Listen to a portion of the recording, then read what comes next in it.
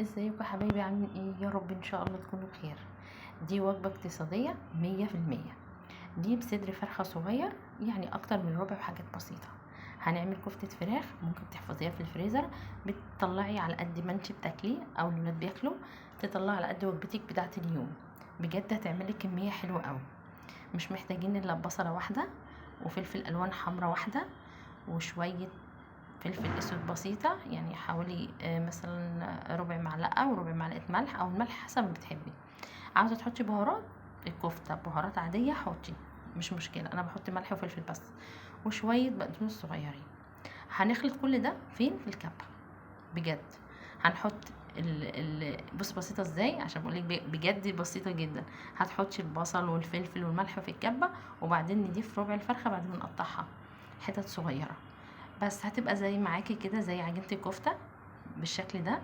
هنجيب بقى عيدان اللي هي الشوي بتاعت الشيش طاووق، ونعمل الصوابع اللي انتوا شايفينها الجميلة دي، ونحطها شوية فين؟ في الفريزر. نحطها شويه في الفريزر عشان نطلعها ونخزنها زي ما انتوا، مش هنخزنها قوي يعني. هنحطها في اطباق كده في الفريزر. عاوزه تعمليها في الوقت ده اعمليها، عايزه تعمليها بعد يوم بعد يومين عندك، مع طلعي الكميه اللي تناسبك، بس هتطلع كميه حلوه قوي بجد.